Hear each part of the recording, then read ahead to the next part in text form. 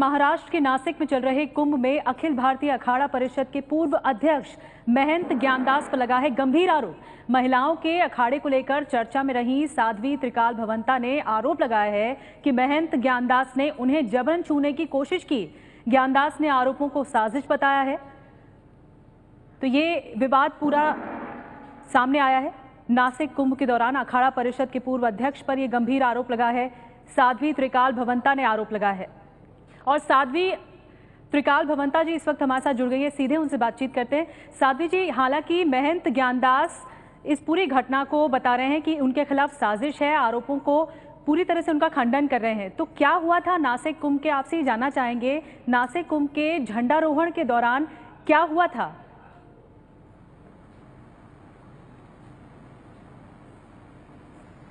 नासिक कुंभ में झंडारोहण के दौरान सभी लोगों का सारे कार्यक्रम समापन के समय आ गया था। दो महिलाएं थी, उन्हें हम विशेष डिटेल से नहीं जानते हैं, सफेद ड्रेस में थी।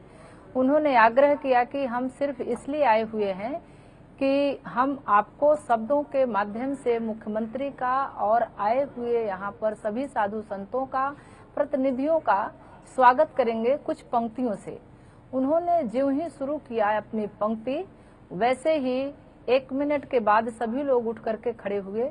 उन्होंने दोबारा आग्रह किया, विनम्र आग्रह किया कि आप सब लोग, बहुत देर से हम लोग सुन रहे हैं, आप हमारी भावनाओं को थोड़ी से हम आपके सामने रखते हैं, उसे आप सुने।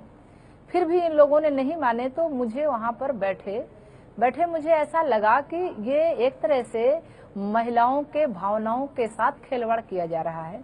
यदि उनको सम्मानित बुलाया गया है और वो आपकी बातें सुन रही हैं, तो आप सभी लोगों को, सम्मानजनक प्रतिनिधियों को, साधु संतों को और मुख्यमंत्री को, पालक मंत्री को, सभी लोग वहां बैठे हुए थे। और उनको जो है ये बताने के लिए हमने उससे पहले 2 मिनट मुख्यमंत्री से मंच पर ही बात कर रहे थे। अपनी बात मैंने उनको बता दिया था कि हमारा महिला अखाड़ा हम लोगों ने मिलकर के महाकुंभ प्रयागराज के 2013 में अखाड़ा बनाया गया है और अखाड़ा का हमारे पहले शाही स्नान नासिक का है और हम चाहते हैं, सब जगह हमने अपना प्रपत्र दे दिया है। आपके प्रशासन के तरफ से, जिलाधिकारी की तरफ से मुझे लगातार आश्वासन मिल रहा है कि हम आपकी सारी व्यवस्थाएं कराएंगे, शाही स्नान के लिए आपको घाट देंगे और पूर्ण रूप से जैसे हम और अखाड़े को व्यवस्था करते हैं उस तरह से हम आपको करेंगे। ऐसा हमें मिला, ऐसा मैंने मुख्यमंत्री को बताया और आपसे हम विशेष आग्रह कर रहे हैं कि हमारे महिला साथियों का विशेष सुरक्षा और सम्मान का ध्यान दिया जाए। इसके बाद जैसे ही वो महिला दोबारा जब इन्होंने कहा कि हमारे भावनाओं का ख्याल किया जाए, तो मुझे लगा वो करके और आकर के वो माइक को रखने आई। जब उनके आग्रह को नहीं सुना गया, तो जैसे उन्होंने माइक रखा तो मैंने सोचा कि मैं भी इस बात को इन लोगों को सामने रखूं कि ऐसा दोबारा से न होना चाहिए। जहां पर महिला भी अगर आप बुलाते हैं तो महिलाओं को भी सम्मान का ख्याल रखना चाहिए। महिलाएं भी कुछ कहना चाहती हैं तो उसको सुनना चाहिए। ऐसा मैं वहां बोलने के लिए माइक ज्यों ही उठाया, उसके बाद आक्रमण हमारे ऊपर ज्ञानदास महाराज ने किया, फिर उनके साथी और साधु संत जो थे उन्होंने किया, जिसका आपको तस्वीर प्रिंट मीडिया के माध्यम से पेपरों में छपा है, आप सभी लोग जानते हैं। उस समय मेरी हालात, मानसिक स्थिति, इतना भरे मंच पर मेरे साथ ऐसा हादसा हुआ और हमारी मानसिक स्थिति ठीक नहीं रही। हम बुरी तरह से परेशान हालात में हो गए थे। ये मेरे साथ हादसा हुआ। क्या ये अन्याय हुआ? मेरे साथ अनर्थ हुआ और सरासर अन्याय हुआ और इस अन्याय का, इस शोषण का, इस आक्रमण का मैं इतना डर गई हूँ कि मुझे आज के डेट में मैं एकदम अपने आप को असुरक्षित महसूस करती हूँ और मुझे तत्काल आपके साथ सुरक्षा की नहीं कराई गई तो मेरा किसी भी टाइम मेरा मर्डर हो सकता है। जी साध्वी जी, आप ये कह रही हैं कि आपको सुरक्षा दी जानी चाहिए, आप ये कह रही हैं कि आपके साथ अन्याय हुआ, पूरी आप बीती आपने बताई, लेकिन इसके बाद फिर आपने पुलिस में कंप्लेन क्यों नहीं की? ऐसी खबर है कि आपने शिकायत तक नहीं की इस पूरे मामले पर, क्यों?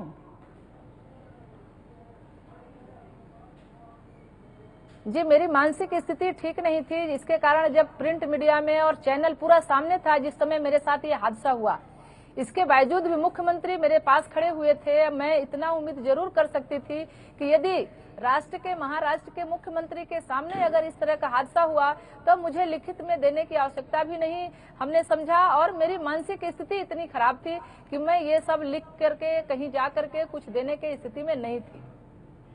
जी साध्वी जी, लेकिन ये भी सवाल है कि ये जो महंत ज्ञानदास हैं वो सभी आरोपों को गलत बता रहे हैं। वो कह रहे हैं कि उनके खिलाफ साजिश है। ये भी कह रहे हैं कि आप किसी के इशारे पर ये आरोप लगा रही हैं। ऐसा क्यों कह रहे हैं वो फिर? एक अपराधी क्या कह सकता है? क्या कोई अपराधी अपने अपराध को कबूल कर सकता है? और जो मेरी आप बीती मेरी बातें हैं, मेरी व्यथा है, उसको मंच पर बैठे सारे मंत्री, प्रतिनिधि और मीडिया, सारा चैनल लगा हुआ था, सारे लोगों के सामने था, प्रिंट मीडिया में सुबेरे आया हुआ है, सभी लोगों ने देखा है। और मैं जो बता रही हूँ उसमें 100% सत्य है। मेरे साथ ऐसा हुआ है, ऐसा उन्होंने किया है मेरे साथ, और वो कभी नहीं इस अपने अपराध को कबूल कर सकते हैं, क्योंकि वो हमेशा से महिलाओं का शोषण करते आए हैं, शोषण के दृश्य से देखते हैं। वो महिलाओं को सम्मान के दृश्य से नहीं देख सकते हैं। जैसे उन्हें लगा कि मंच पर मैं माइक लेकर के कुछ बातें करूंगी, उन्हें लगा कि ऐसा सम्मान इनको क्यों दिया जाए, इसलिए मेरे साथ ऐसा हादसा कराया गया और किया गया। लेकिन सम्मान पर ठेस पहुंचा, आध्यात्मिक और सामाजिक मेरी प्रतिष्ठा पर आघात किया गया। लेकिन साध्वी जी, कुंभ इतना बड़ा धार्मिक आयोजन है और जिस दिन की आप बता रही हैं ध्वजारोहण के दिन, उस दिन मुख्यमंत्री देवेंद्र फडणवीस भी थे, गृहमंत्री राजनाथ सिंह भी वहां पर मौजूद थे। आपने मंच में 14वें अखाड़े की बात भी सामने रखी, मांग भी रखी, लेकिन आप ये भी कह रही हैं कि एक महिला के साथ बदसलूकी भी हुई, आपके साथ भी बदसलूकी हुई। तो क्या महिलाओं का सम्मान नहीं किया जाता? इस तरह संत समाज के बीच में ऐसी धारणा बनती जा रही है, ऐसा विवाद सामने आया कि महिलाओं का सम्मान नहीं हुआ था?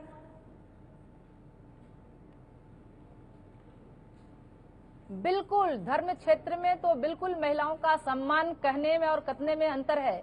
बाहर से उन्होंने जो आदर्श का जो है चोला ओढ़ रखा है, अंदर से ये खोखले हैं।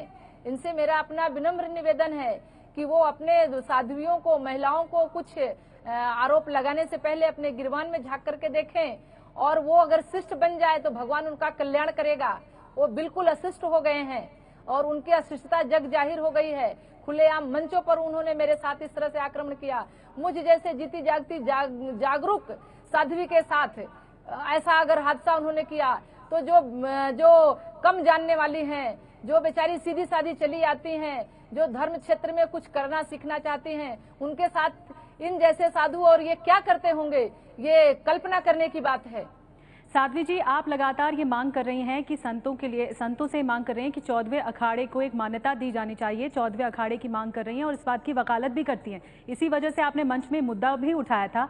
तो क्या इस विवाद का उससे कुछ लेना देना है? बिल्कुल लेना देना नहीं है। हमने नासिक में आने के बाद ये बात मैंने कह दिया, मैं इलाहाबाद से भी कह रही हूँ कि मैं इन लोगों से कोई मान्यता 14वां की नहीं मांग रही हूँ। ये स्वतंत्र महिला अखाड़ा है और ये स्वतंत्र रहेगा।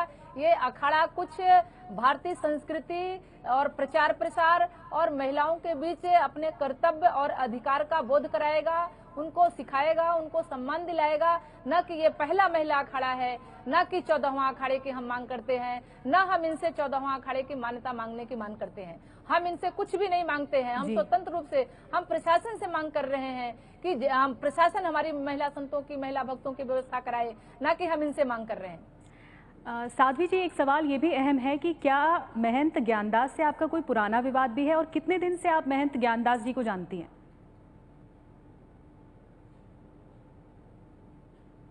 जब से मेरा अखाड़ा बना हुआ है, लगातार मीडिया के माध्यम से ज्ञानदास जी इस अखाड़े का और महिलाओं का विरोध नाना प्रकार के करते चले आए हैं।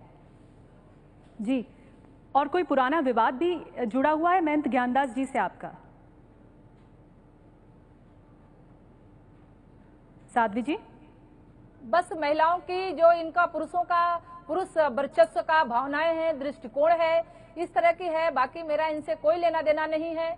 ये जो महिलाओं के प्रति इनका सम्मानजनक विचार नहीं है, आचरण नहीं है और दृष्टिकोण नहीं है, ये इनकी उस दिन के कृत्य से ये पूरी तरह से सामने आ गया है कि ये महिलाओं को और महिला संतों के प्रति क्या दृष्टिकोण रखते हैं।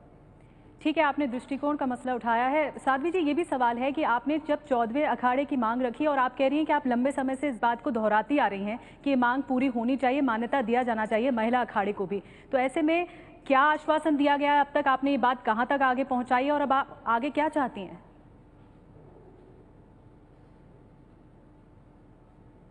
नहीं, मैं इनसे कुछ भी नहीं चाहती हूँ।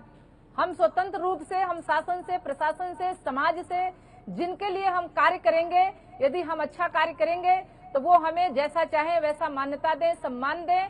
हम कार्य करना चाहते हैं, महिला संतों को, महिलाओं को समाज में उनको प्रतिष्ठित करना चाहते हैं। जो हमारी पुरानी भारतीय संस्कृति थी उसको हम पुनः स्थापित करना चाहते हैं। हम इनसे किसी प्रकार की मांग नहीं करते हैं। तो क्या जो धर्म का, जो धार्मिक स्तर अखाड़े स्कृत से जो अखाड़े स्तर पर जो उच्चतम स्तर है, तो क्या आप वहां तक अपनी बात पहुंचाएंगी? मैं आपसे सवाल ये कर रही हूँ कि आप आगे क्या कदम बढ़ाएंगी, क्या चाहती हैं अब?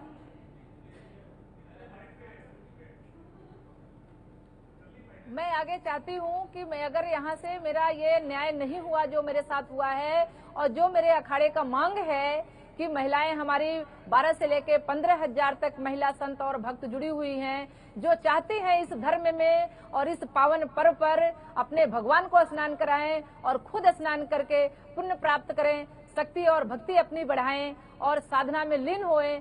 यदि ऐसा नहीं होता है तो हम मोदी तक अपनी बात पहुंचाएंगे, प्रधानमंत्री तक। तो सीधा सवाल ये भी कि अब क्या आप पुलिस में कंप्लेन करेंगी? जो बदसलूकी की बात, सुरक्षा की मांग कर रही हूँ। जी जी, जो बदसलूकी आपके साथ हुई है, क्या आप उसकी कंप्लेन करेंगे, शिकायत करेंगे? मैं 24 घंटे का समय, निश्चित रूप से मैं 24 घंटे का शासन प्रशासन को समय देती हूँ। यदि शासन प्रशासन अपनी कानूनी कार्रवाई नहीं करता है तो हम लिखित में इसका कानूनी प्रक्रिया के तहत हम आएंगे, निश्चित रूप से आएंगे। जी, तो जैसा कि साध्वी जी को आपने सुना कि वो लगातार ये मांग कर रही हैं, लेकिन साध्वी जी, सवाल ये भी है कि 14वें अखाड़े को लेकर जो मांग कर रही हैं, अब तक 13 अखाड़े हैं, अब तक जो धार्मिक स्तर पर आपको क्या कुछ आश्वासन मिल पाया है कि ऐसा कोई अखाड़ा आगे बन सकता है या महिला अखाड़े को भी मान्यता आगे चल के दी जा सकती है? क्योंकि आप तो वहीं रहती हैं, उसी परिवेश में रहती हैं, तो क्या कुछ आपको अब तक कुछ ठोस आश्वासन मिला है धार्मिक संतों की तरफ से, अखाड़ों की तरफ से? फिलहाल मैं अभी महिला संतों के बीच, महिलाओं के बीच महिला का कर्तव्य और अधिकार बोध कराने के लिए, उनको जागरूक करने के लिए नाना प्रकार के कार्यक्रम चलाते हैं और मैं सिर्फ उनको ये कर्तव्य और अधिकार का बोध कराना चाहती हूँ और 14वां अखाड़ा हमारा पूरी तरह से उनको हर स्तर का जागरूक करना चाहता है, उनका अधिकार दिलाना चाहता है, न कि वो मान्यता के पीछे, मान्यता के लिए इधर उधर परेशान हो। जब आप ध्वजारोहण की बात कर रहे हैं, ये आखिरी सवाल मैं आपसे पूछूंगी, क्या आपने ये बात गृह मंत्री राजनाथ सिंह तक भी पहुंचाई थी? क्योंकि मंच पर वो भी मौजूद थे, पंकजा मुंडे भी मौजूद थी, महाराष्ट्र के मुख्यमंत्री देवेंद्र फडणवीस भी मौजूद थे, कई बड़े लोग मौजूद थे। क्या आपकी बात उन तक पहुंची है?